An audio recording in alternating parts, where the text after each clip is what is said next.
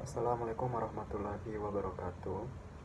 Baik, di sini saya akan memaparkan sebuah hasil penelitian tentang kultur jaringan yang berjudul Optimasi Metode Transformasi Gen Sucrase Phosphate Synthase SPS pada tanaman tomat Lycopersicon esculentum dengan bantuan Agrobacterium tumefaciens.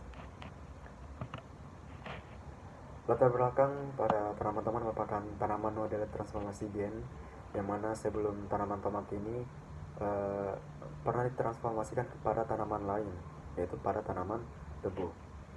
Kenapa dipilihnya tomat? Karena merupakan tanaman dikotil, yang mana tanaman dikotil adalah inang dari Agrobacterium tumefaciens, dan tomat merupakan tanaman semusim yang memiliki umur lebih pendek daripada tebu, sehingga lebih mudah untuk diamati hasilnya. Di samping itu, tanaman tomat memiliki morfologi tanaman yang mudah untuk diamati.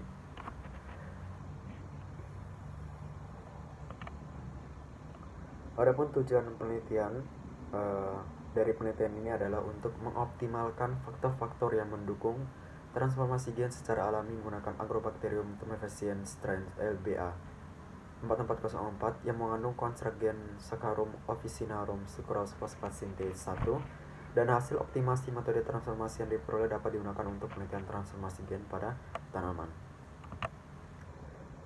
Langkah-langkah yang dilakukan dalam proses transformasi pada tanaman tomat secara umum hampir sama dengan transformasi pada tanaman lainnya. Transformasi dilakukan menggunakan teknik propagasi tanaman secara in vitro atau perbanyakan tanaman dengan teknik kultur jaringan. Vektor tanaman menggunakan bakteri Agrobacterium tumefaciens, kultivasi, regenerasi tanaman sampai tahapan aklimatisasi.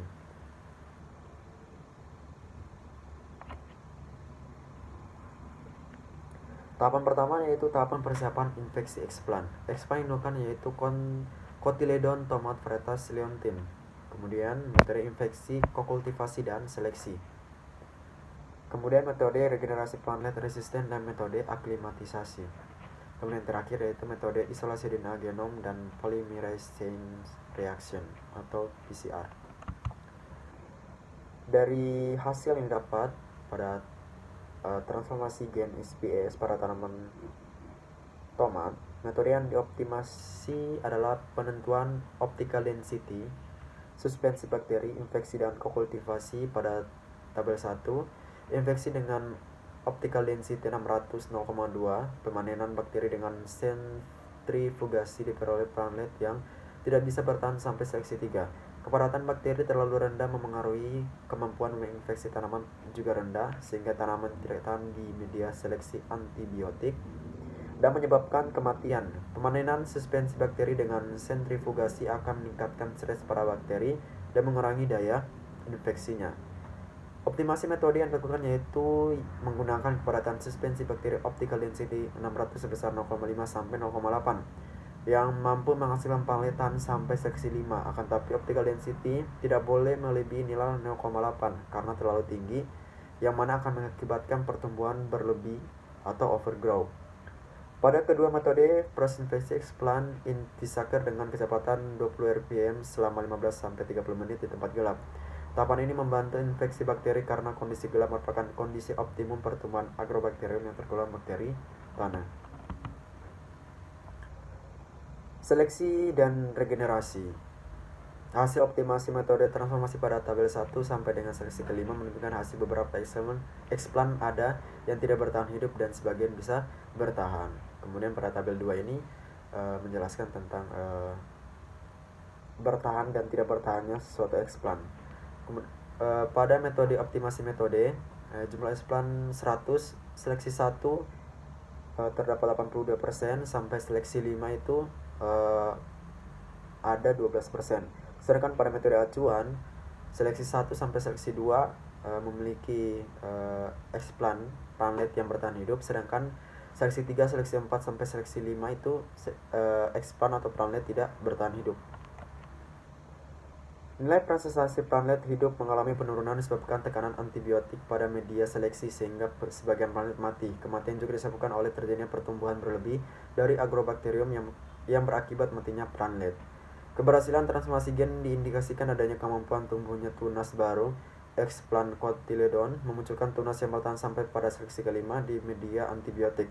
Kemampuan bertahan cotyledon menunjukkan adanya gen SOSPS1 yang tertransfer ke explant. Beberapa tunas yang muncul beregenerasi menjadi plantlet sampai seleksi 5. Plantlet beregenerasi dengan sempurna sebanyak 12 dan siap untuk diaklimatisasi. Aklimatisasi adalah proses penyesuaian diri tanaman terhadap faktor lingkungan. Tanaman sudah mampu memenuhi kebutuhannya sendiri. Plantlet tomat yang lolos sampai dengan seleksi 5 dan berakar ada 12 tanaman dan dilakukan aklimatisasi. Dari 12 tanaman yang diaklimatisasi ada 4 tanaman yang bisa bertahan dan siap untuk dianalisa. Proses aklimatisasi plantlet putatif transforman ditanam pada tanaman pada media kompos dicampur tanah 1:1 dan letakkan di luar ruangan dengan perlakuan khusus, yaitu pengaturan pencahayaan, pemupukan, dan pemberian insektisida jika diperlukan. Pada saat proses aklimatasi, ada kemungkinan tanaman mengalami kematian karena faktor lingkungan, tumbuh, dan serangan hama penyakit, sehingga jumlah tanaman yang akan dianalisa lebih lanjut tidak selalu sama dengan jumlah tanaman yang diaklimatisasi. Berikut merupakan gambar proses aklimatisasi.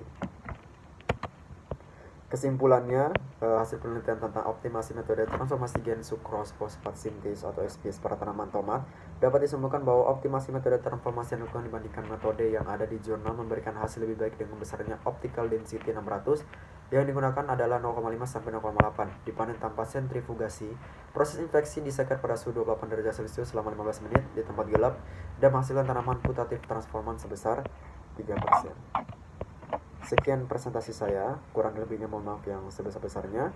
Semoga bermanfaat bagi yang melihat. Wassalamualaikum warahmatullahi wabarakatuh.